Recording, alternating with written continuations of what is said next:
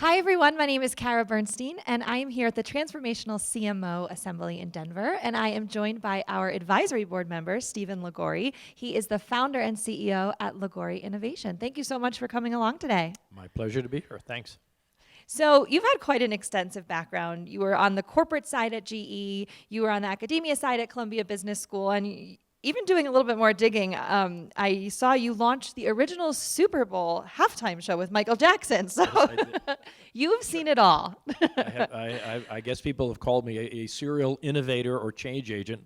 There you go. I have the good news stories, and I also have the scars on my back to show for all those efforts. I'm sure. So tell us how it came about to start your own firm, Liguori Innovation, and a bit more about what you're doing there.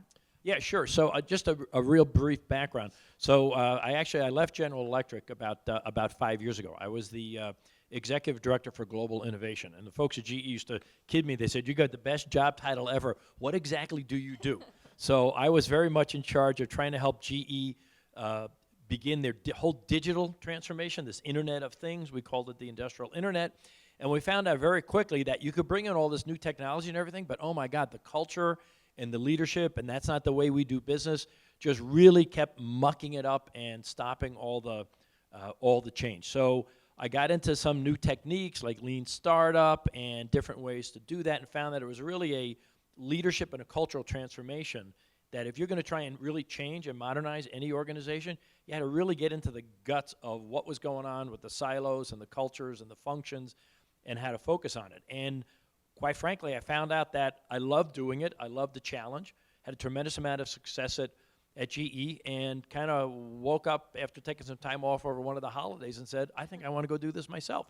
So I talked to my folks at my leadership at GE. They said, we don't want you to go, but oh, by the way, would you consult right back to us, which I did, and that helped me start Liguori Innovation. So I've been out for 5 years working with all kinds of firms, trying to help them figure out how they can transform themselves. That's great. A much needed thing right now. So what are some of the challenges that you're seeing that organizations are facing when it comes to really making this change and also making it so quickly? Well, it's immensely complex. I mean, I work almost exclusively with Fortune 500 and Fortune 1000 companies, but I work with them trying to do their own startup efforts. And sometimes it's startup efforts with their own employees, and sometimes it's startup efforts with actual entrepreneurs who are outside, doing startups. And it continues to evolve around, I'd say, two issues. Number one is, from the corporate side, there's a real struggle with what I'm going to call courage. That's the term I choose to use for it. It's like, do they have the courage to admit they don't know how to do all the new stuff? They don't know the new technology. They don't know the way millennials think. They don't know how to do this. They don't even understand what their customers are looking for today, which to me is what it all comes down to. And it's a brave executive who acknowledges that we need to change, but you know what? We're really not equipped to change. We need to get more of this new blood, new ideas in. So that would be one challenge. I'd say courage at the corporate level with the leadership and the executives. The second challenge is everyone is into startups. I mean, good luck trying to hire talent today if you're some big legacy, been here for 50 years, 100-year companies. And obviously, there are massively successful legacy companies who are out there. I was with one of them at GE, but there are many, many more.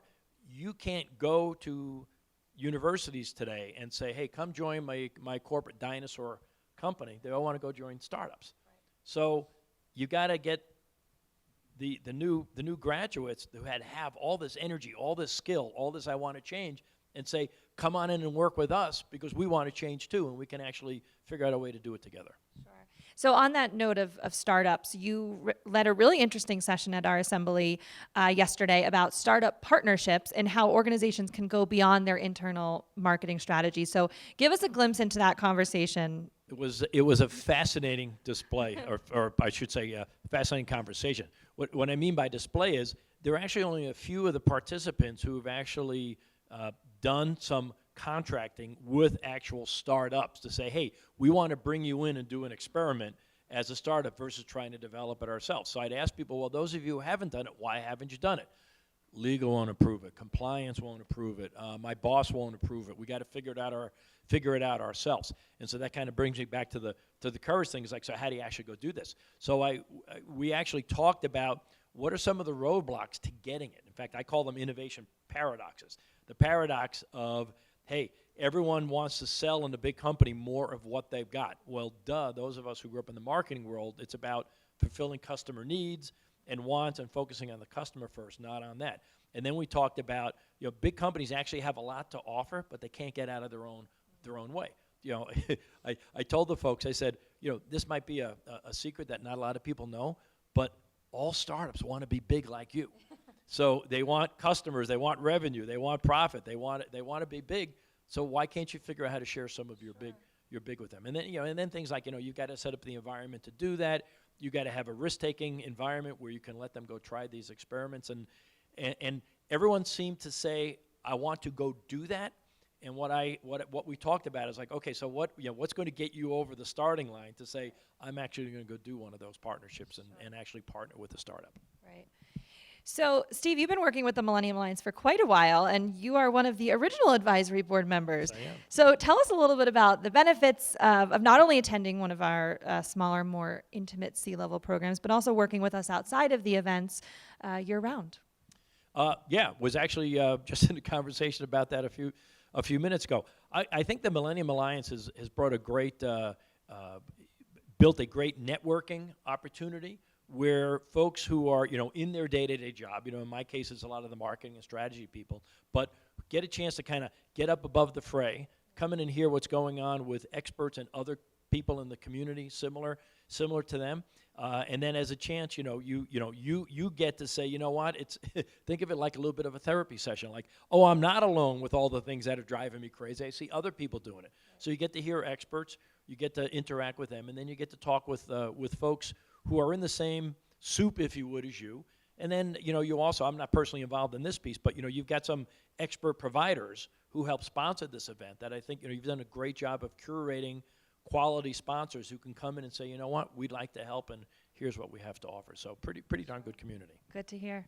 So one final question. We're nearing the end of 2019 now, and I'm curious to hear your thoughts as we head into 2020. Is there something that marketers should be focusing on, whether it's a trend or a specific technology? What should we be watching out for? Well, I'm going to combine that with maybe a thought for where the Millennium Alliance can go on. I think increasingly what people are finding out is that the technological rush and the change is it's not going away. In fact, it's only accelerating. And to me, there's an increasing need around having what I'd call a community of peers where you can actually share on an intimate basis of, share your learning, share your fears, share your opportunities, and actually build a community effort of that. And I think that's something that all kinds of people in business are looking for, is more collaboration in a community sense. And I think it's maybe something that the Millennium Alliance can actually get into, and maybe we'll talk about it on the advisory board at our next meeting, where it could be another step in your value-added process in terms of what you bring to the community. Well, thank you so much for your insights. It's great to have you here on site in Denver, and hope to see you soon. Hope to see you soon. Thanks for having me.